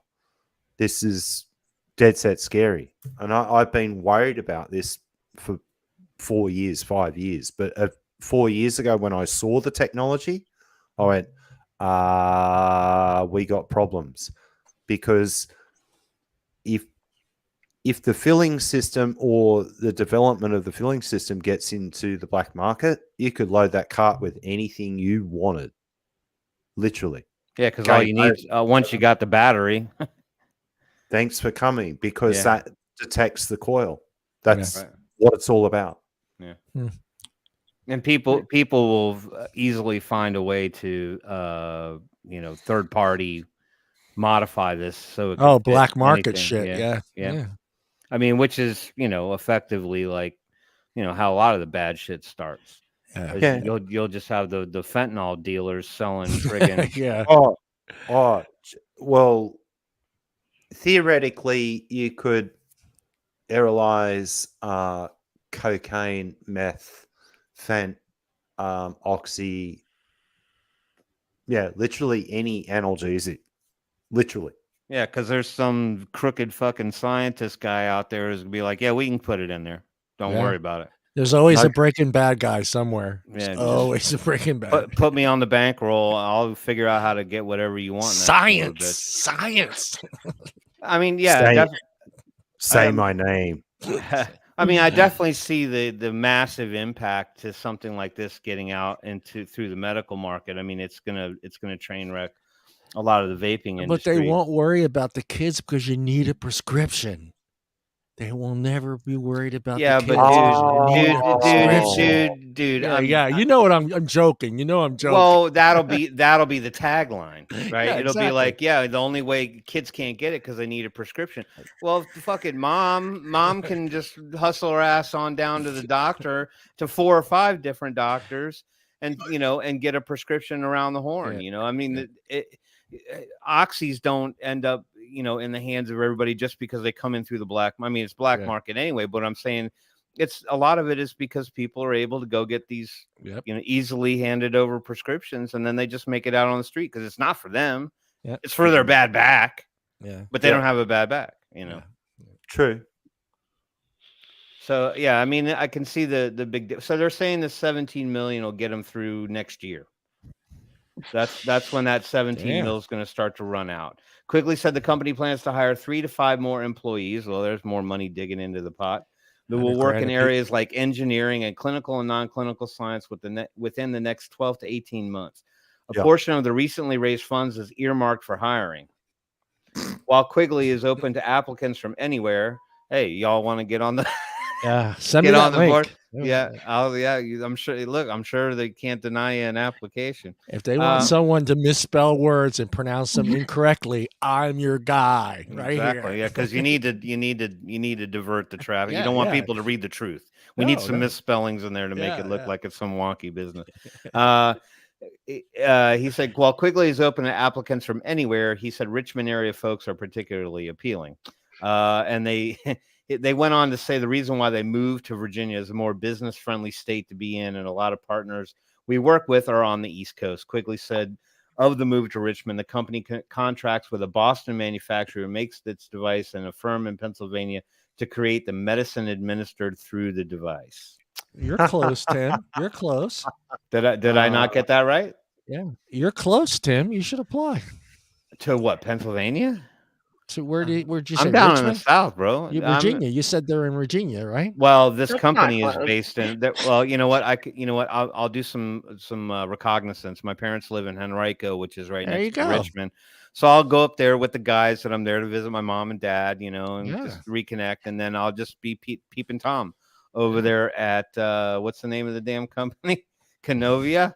Canovia. Is that the name of the company? Yeah, You got to get Canovia. that part right at least. I'm gonna walk right in the fucking front door and ask me, like, when are y'all gonna put a U in the business name? Where's your U? Because It's very interesting in a couple of the last like paragraphs here. Which one? Okay, I've always been passionate about how you reduce the harm associated with smoking, even when I was at Altria. All right. Mm-hmm. Now, Altria looked at a technology like this, and they're still looking at it. They've got all kinds of wonderful little things. Okay, and then the final paragraph says it all. Right? Yeah, I see it. For asthma, pain management, vaccines, and other uses. Okay. Spill the beans, people. What are the other uses? Can't be good. Oh, look. Look, all I can think of right now in that last section is a movie that I love from when I was for many years. Boogie Nights. THX 1138. Yeah. Please take 3 red pills, 4 blue pills, and call us in the morning. I could see it being something paramedics can use. Exactly. Yeah. Well, that's the green whistle. Yeah. If you could flavor that for someone that, okay, say you've got a broken arm, you've actually got a protruding like fracture, and you're given, I know it hurts, and you're given the green whistle, that tastes like ass. You're gonna try and give that green whistle to a kid instead of jabbing him with a needle. You'd rather, if that was strawberry flavored, like if that was strawberry flavored, go to heaven, right? Gummy bear. The kid would be all over it like a troubled child on crack. Well, I can certainly see this used for, like, home medicine treatments, like, heart attack victims. Well, no. Well, I'm talking about like for a cough. Stroke victims, heart attack victims when they've got to give, like, it's just a matter of seconds before this person can die. Yeah. But then again, the insurance companies will make that one shot so expensive. It's like when you get a heart attack, the first thing they do is they check. You check what insurance you got, because there's 3 different shots that you technically can get. There's the I got a lot of money shot that's gonna literally save you, and then there's the maybe it'll work, and then there's like good luck, fuck you, maybe you'll make it shot. Yeah. Because I heard like one of those shots is like $25,000 or some nonsense, some crazy, and it's if depending on the type of insurance you have, it depends on which one of those 3 shots you actually get when you have a heart attack. Sad. Well, anyway, I guess there's good and bad to this. Everything comes with pros and cons. In our eyes, I guess it comes with more cons. Yeah. Than pros. I mean, but there's Mr. Nick Orlando. I wonder how parents against vaping look at this device. They're not looking at it. They're not. They're probably never going. They're not looking at it unless this kind of thing finds its way into the hands of kids. It's a small device. Guaranteed they're shareholders. Yeah, they're shareholders. They sit on the board. But I mean, look, it even tells you what the dosage magnitude is on the display. Yeah, 20 milligram or whatever. Yeah. I'm very curious who's developed the electronics for that, because that looks like a very recognizable device. They don't show the actual cartridge itself. So what do you think this cartridge looks like, and what do you think? How much do you think are they allowed to give anyone? from your Well, what do you think? if you're going to go at the prescription level, I mean, it's anything that can't be obtained over the counter. I mean, Yeah. Antidepressants and things like that, anti-anxiety medicines are step-ups in a lot of the cases, like especially if somebody goes in and they're like, hey, I'm experiencing anxiety, they may not put you on medicinal level dosages like 30 milligram or something like that. They'll start you out with 10 and work your way up until you get to the right mixture that works for you. And I can see this being variable, right? They can go any way they want to based on how the doctor sees the treatment necessary at the time. Or wean you down, whatever. And wean you down, yeah. Because I'm just like wondering, what if the guy was back in 3 days? It's like, hey, I'm done. I need another cartridge. Is that guy going to be sent away? I mean, well, I'm sure they come with a prescription application. So they're saying like, hit this 4 times a day daily to get your whatever you need, whatever you're supposed to be prescribed. They'll have a relative chart that tells them how many it's not going to be like, just fucking chain vape the shit out of it. Just hit this when you need it. Yeah. Actually, I'm going to answer that question for Red. You are right. Doctors years ago wanted to use vaping technology for drug delivery. Mm-hmm. The technology has now been there for the last 4 years. Since stainless steel coil technology really got brought to the forefront and temp control, variations of stainless steel, and then variations on the way of manufacturing, you can aerolyze or you can liquefy just about any medication out there. Yeah, not hard to do. Well, Moose, I don't know if it's made in Wuhan, but I ain't gonna trust this. I ain't gonna trust this. Flow, another local pharmaceutical company is working on a 50 million capital raise. So Flow is involved with this as well. So I know a couple of others that are involved in this project and I've been following it for quite some time. Purdue was involved until they got their pants pulled down for selling all those naughty pills that kill 1 million brain cells. But these guys, they're taking a punt, and if they get this right, scary days in front of us. Yeah, scary days. But Allison sent me this the other day, and I just went, "Fuck it, what?" Because we had discussed it, and I'm like, "Here comes that prescription vape we were talking about." And I said it to you, and you thought, "Are you kidding me?" And then next minute, oh shit, he was right. Well, I mean, doctors are going to praise this as a miracle cure, and still say vaping is the devil.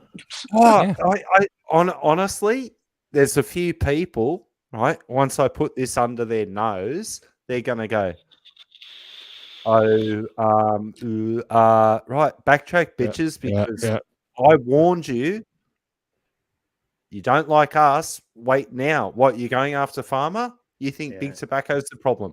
You have no idea the deep pockets of pharmaceutical. I see him doing this testing in Australia first with this product. Only if it's got fun stuff in it, I'll be in it.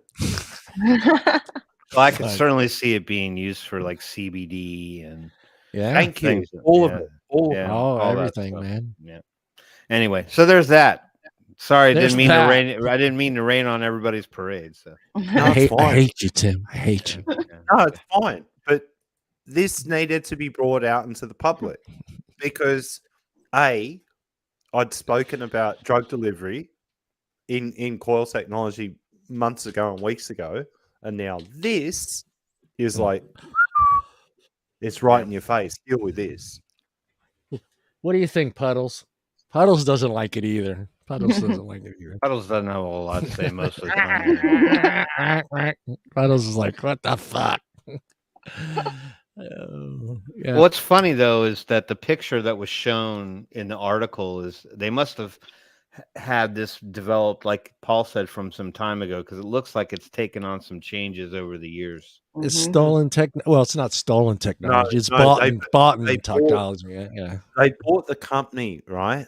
And then you had to look at PMI buy a very similar technology. right, in inhalable technology, and they got thrown under the bus for it. These guys were very sneaky. They were doing it in the background, behind closed doors, buying little bits and pieces of different companies until they got to this point. Now, and I'll be quite honest, I'm going to throw them under the bus, Smoke or Smock, whatever you want to call them.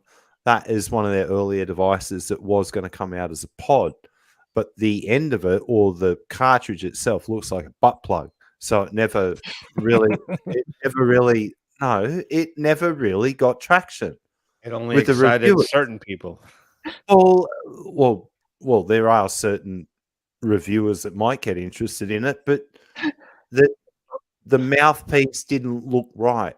And that's what they said when the original design got sent out to people to look at, or the concept. And so they started changing the mouthpieces. And if you have a look at what did that mouthpiece look like? It's just like around. Yeah, it looks like just a butt plug. Well, I don't think what you're going to see, John, is actually with the cap off. It looks like it has a cap on it. So okay. I don't know if that's the actual mouth. No, it's a cap, but it's probably just as, an open area for aerosol. No, it's not. It's a very strange mouthpiece that they had on it, and it looked weird. Yeah. Well, I'm glad it's not going up your nose, because that would be even faster delivery, correct? The nasal is faster than your mouth, right? Not in all aspects, no. Okay. I thought that. I know they had like vitamin things that you could get that were like nasal inhalers. They kind of look like a chapstick stick or something. Like you just stick it up your nose and close one nostril. Yeah. Oh well. No. You would just inhale. You start tearing shit up in your mouth. There's no propellant. It just you turn into what's his name? I'm pleading the fifth right now. That's it. Anywho, all right, but that's it. That's your news for this Wednesday, October the 5th. John, back to you in the studio. Oh, thank you, Timmy. Thank you, Timmy. All right, off of vaping subjects, because I'm kind of curious to see. I like asking people these types of questions and just see what their response is. Okay. Somebody, a Yankee, just hit a crazy number, has been broken in home runs. Number 62 was hit. The dude caught the ball. The ball's worth $2 million. Tim, what do you do with the ball? To be quite honest with you, I put that motherfucker in a museum. You don't give it back to him? You don't offer it to Judd, or do you offer it to the Hall of Fame, or do you put it up to auction? I mean, I think it would be an awful internal struggle to have to sit there and go, I've got something that valuable that at this point in time, I don't have to get rid of it. I could hold on to it for another 10, 15, 20 years, and then potentially have it go to an even higher bidder at that particular point in time. I don't know. I like to think that I'm a little bit more of a realist in the sense that I think this was a monumental occasion for that particular gentleman, and I think I would give it back to him and let him have the glory in that particular moment. You give it back to him hoping you're getting something in return. I would kind of hope that he'd be like, "Yo, bro." Yeah, bro. Here's a signed cleats. Give me the ball back. No, I want more than cleats. Let me take a look at my signing bonus. Okay, well, I can cough up a few mil here and there. Yeah. I'm just saying, I think respect begats respect, and I think that that he would see that as a kind and generous gesture. In turn, he would probably compensate. Look, I don't need to get into the games for free, man. I want to go buy some nice ride. And a vacation home somewhere. So, how about you, Paul? What are you doing? I give it back to him, and the bat and the ball frames as a memento of hitting like 62 dingers. Yeah, simple as that. Yeah, but you want compensation though. You're not just giving it back to him for nothing, right? You want something.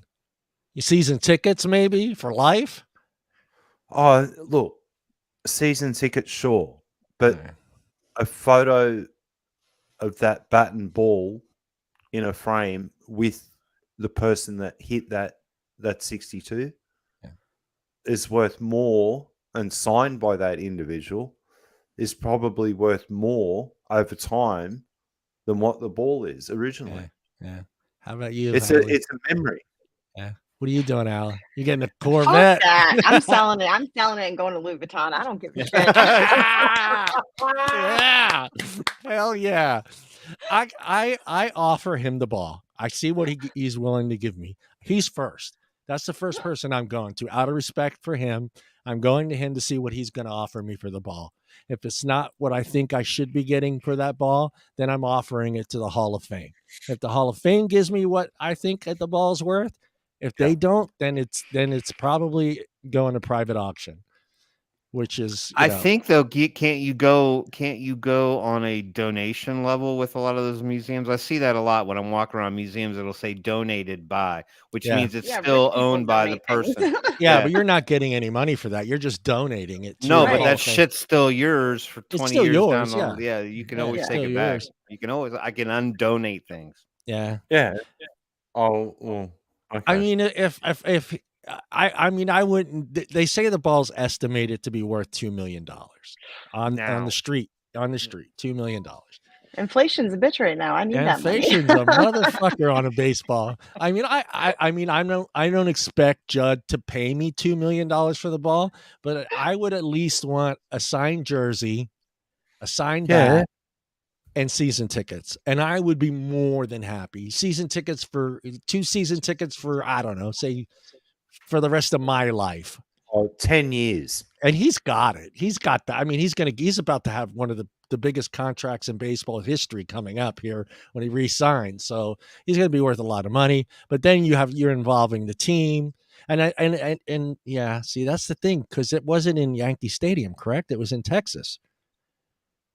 I think it was in Texas. So the guy's not even a Yankee fan. I don't think he's a Yankee fan. He's from Texas. So, I mean, now you're asking the Rangers to give you that'd be hard. That'd be hard. Rangers are like, fuck you. He hit it here. We don't give a shit. He's a Yankee. I'm just always curious to see how people would react in that situation. And I was surprised it wasn't the same situation with Barry Bonds. I mean, that was a fight. That was a brawl. There was 25 people beating the crap out of each other for that ball. And he just got lucky, got his hand up there and got it. It was just at the right place at the right time, man, and caught that ball. But yeah, there was a fight. I guess people were had bite marks on their hands and their arms from trying to get that ball when Barry did it. Yeah. I was just wondering how people react in that situation. I think it's interesting because it just kind of, I don't know. I would at least offer it to him first. He's got to be the first person you offer it to give it back. And then Hall of Fame, and then eBay, baby. eBay? Oh, fuck yeah, eBay, baby. Yeah, because then you're involving the whole world. You're involving the whole world. Yeah. And what are the fees on the eBay for that one? I'd love 33% to see that. Is pretty much what you're going to lose. So you're going to lose 33%. So you got to set, I don't know how it works, but you set like a minimum or something like that. If it doesn't get to that point, then you don't sell it. Yeah. I mean, but dude, fucking think about it. What did he spend? $65 on a ticket maximum at a Texas Rangers stadium. $65, and he's holding $2 million ball. So even after taxes, I mean, it's still more than he paid for the damn ticket to get into the stadium. Wow. Oh, and to make matters worse, he's already very wealthy, and his wife was on The Bachelorette. So he's already got. So he doesn't need the fucking ball. He doesn't need the ball or the fucking money. He doesn't need the ball. He doesn't need that damn ball. He doesn't need it as much as I do. Okay. Yeah. Louis Vuitton's at stake. Goddamn. I say the guy donates the ball to the AVA and to vaping associations. All the vaping, donate the ball to them, and we'll use it wisely. Listen, I'll donate half of it to them. Okay. But... Yeah. No, Ali's got that Louis Vuitton look. No, it's like, yeah. I just walk in there with the ball. Like, how many can I get? Oh, I'm not saying he's not a fan of the. I'm just saying it would be difficult for the Texas Rangers to throw in season tickets for a home run that was hit by an opposing team. I mean, Rangers aren't going to be like, yeah, we'll help you out, Judd. I know you hit 40 home runs here. We'll help you out. No, that's not happening. Anything else you guys want to throw out there? Got 6 minutes. Not really. Not at the moment. Wow, Paul speechless. Well, no, I'll just add to the mix. Not that we talk about it too much on the show, but if you need a good pod device, this one works really well. That's the Vaporesso Lux X. The Lux. The Lux X. 5 mil tank, easy peasy lemon squeezy. Fill it up, press a button, vape away. DTL coils, MTL coils. How's the coil life, Tim? The DTL coils I have not been immaculately impressed with, and in general terms, I thought they wore out a little bit faster than what I expected. The MTL coils, on the other hand, have been pretty fantastic. They last a lot longer. I bet the different types of juice that you're using with the MTLs, and are you still fruit based, sweet based? Well, I have learned my lessons long time ago, and I try to stick with clearer liquids in general, just to try to avoid the whole gunked up coil and the candied this and the sugar burning that. And so I was using 6 milligram in the DTL, and then I was using 25. Excuse me, I'm gonna it's not COVID, I swear. 25 in the MTL. Nothing too heavy, but flavor wise, real good. Yeah, the flavor's really good. Yeah, and you get a couple different airflow options by rotating the pod depending on where you want your restriction to be. I mean, it feels good in the hand. It's small. It was great. I took it on my trip to Baltimore for work a couple weeks ago, and it was perfect. You were satisfied. Yeah, I would definitely put it out there if you're looking for a reasonable AIO pod type device where you just want really simple refillable capabilities, and you don't want to think about it too much. You can't change the wattage. Right. The chip detects what the coil is that's inside of it, and you get whatever it wants to give you. It's not draw activated. You have to push the button. But I would certainly say it's up there and can compete with most of the other pod AIO type devices that are out there. Did you do a puff counter? They don't have any of that. There's no screen on it, bro. Oh, there's no screen. I thought that was a screen. No, so you don't know. One side you get a fancy little design, and then on the other side you get the woo wee wee wee. You get to see the chipboard kind of. Oh, that's stuff. Right. That's right. Yeah, I forgot. I had the clear look through it. But I mean, same kind of deal. Magnetic pod. Just kind of sticks in there, and then there's a plug on the bottom. You refill down there. But yeah, definitely give it thumbs up. How many thumbs?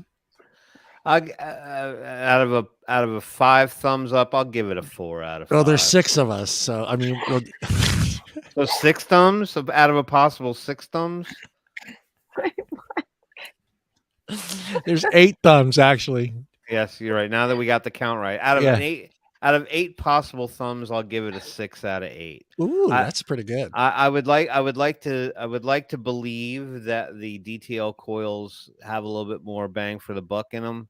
But I maybe I'm hoping there was a couple shitty ones in the box. So we'll see. Well, the thing that comes down to it is just availability of those coils a couple of weeks or a month, let's say a month or month and a half down the road when other pod systems start coming. Well, I can tell you this. Did you stock up? I did try to jump on the cheap train, just for all intents and purposes, not plugging anybody special, but 8Vape had the best deal on the pod refills. You get 2 pods in a box. They come in 0.4 and or 0.04 and 0.08. So you get your DTL and you get your MTL, and so those are your only limitations. So I bought 2 boxes of each, and then you get 1 of each inside the kit itself. That's not bad. Yeah. So I mean, I don't know. I'd say if you're looking for something, definitely a consideration. 6 thumbs ups. Hang on. How many connection pins are on the bottom of that? Pop quiz, Paul. Here he goes. There's 4. There's 3. There's 3, buddy. Yeah, 3. proprietary. I know what they're up. 4 magnets. I know what they're up to. What It's are they? proprietary. They're being what? sneaky, Paul. They're being sneaky, Paul.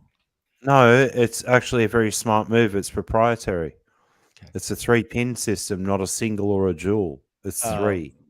Well, I mean, isn't that kind of the way of the world? I mean, it was the same kind of thing with the Swag PX80.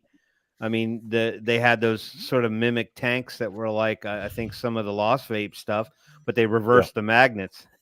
Correct. So if you try to put the other pods in there, it would push them right out. Yeah. No, it's a smart move. It's a smart move, actually. Bye. Oh, yeah. It's Wednesday, huh? Yeah, I'll call you back. Bye. Yeah. Okay. Oh yeah, it's Wednesday. Hey, but anyway, I would say if you're out on the market and you're looking for something right now, you just don't got a ton of cash. Name it. Was it the name of it again, please? It's the Vaporesso Lux X. Yeah, 6 of 8 thumbs ups. All right, guys. We are out of here. Thank you again to Amanda for joining us tonight. Thank you, Tim, Paul, and Allison. And we will see everybody next Wednesday at same time. Peace out. Night, guys.